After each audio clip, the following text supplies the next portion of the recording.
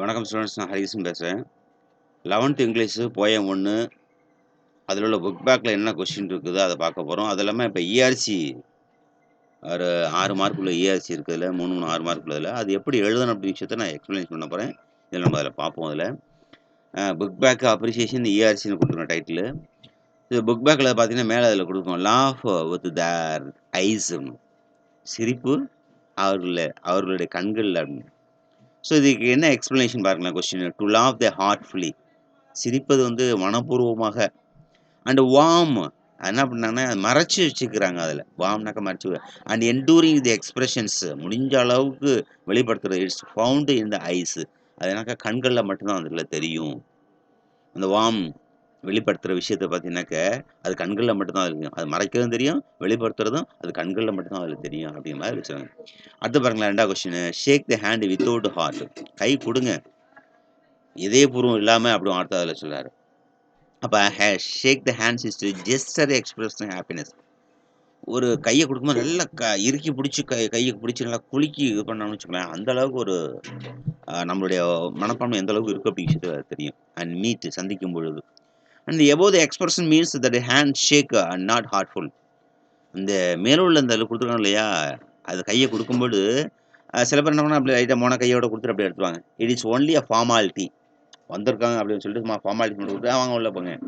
முனக்கையை விரலை மட்டும் கொடுத்துருவாங்க. அதில் கையை நடுக்கையை கொடுக்காம விரலை மட்டும் கொடுத்துட்டு அனுப்பி விட்டுருவாங்க. அது மாதிரிலாம் இன்னும் இருக்காங்க அதில். ஸோ லைக் ஃபிக்ஸடு போர்ட்ரேட் ஸ்மைலுங்க, ஒரு சிம்லி. எப்படின்னாக்க ஒரு நிலையான வரைபடம் ஸ்மைல் எப்படி இருக்குமோ அது போல் அப்படின்னு சொல்லிட்டு ஒரு question. A genuine smile express happiness. Genuine சொன்னாக்க ஒரு நன்னடத்தை நேர்மையான ஒரு சிரிப்பு எப்படி இருக்குனாக்க நல்ல ஒரு மகிழ்ச்சிகரமாக இருக்கும். எதில்? இந்த ஐஸ், அவன் கண்களில். அண்ட் வார்ம் இட் ஃபெல்ட், அது வந்து உணர்வுபூர்வமாக அதில் தெரியும் உணர்வு எப்படிங்க. That's above the expressions means மேலே உள்ளது என்னன்னா தட் இஸ் சிம்லி இஸ் லைஃப்லெஸ். மேலே கொடுத்துருக்காங்க அந்த ஸ்மைலு எப்படி கொடுத்துருக்காங்கனாக்க ஸ்மைல் லைஃப்லெஸ், அது வந்து வாழ்க்கை இதில் செஞ்சுட்டு try like fixed smile and found portrait.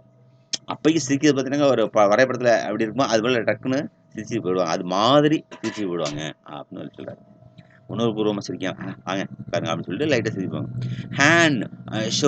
Hands search my empty pockets. கைகள்லாம் எங்கே ஊய் கொண்டு வச்சுக்கிறாங்கனாக்க பாக்கெட்டில் கொண்டு வச்சுருக்காங்க.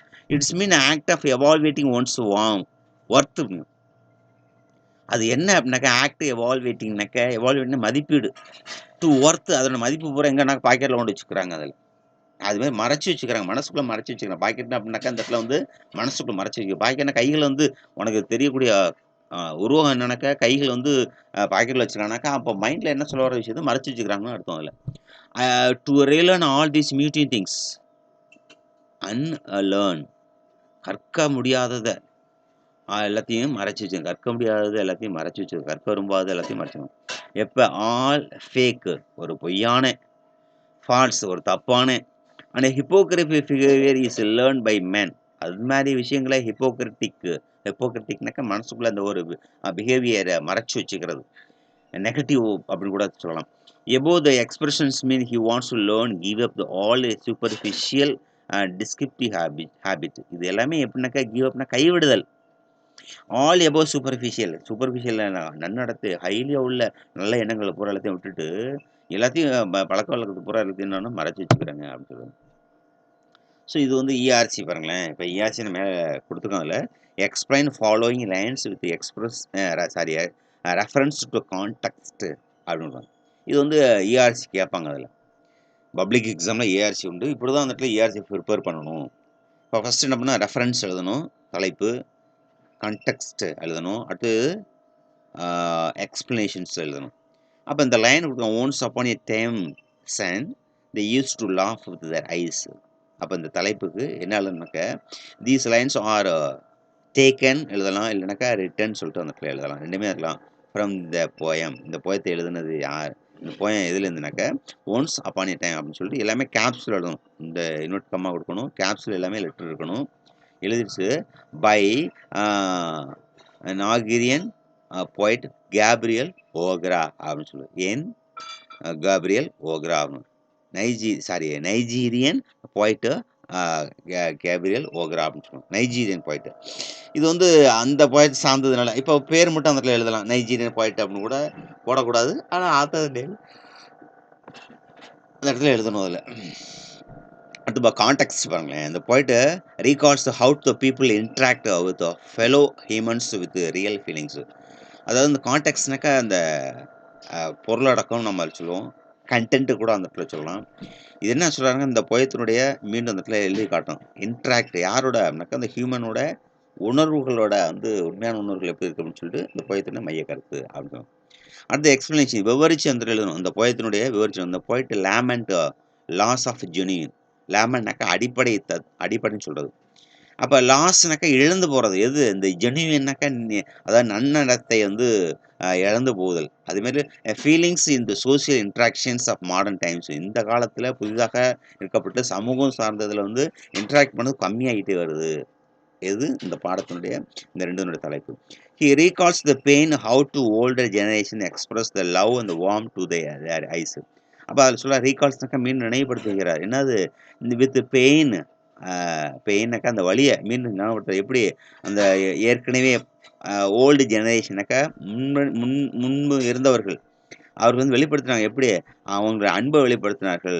அவங்களுடைய வெளிப்பாடு உணர்வுகள வெளிப்படுத்தினாங்க. எதுலனாக்கா கண்கள்ல மட்டும் தெரிஞ்சுச்சு அப்படின்னு சொல்றாரு. They are laughter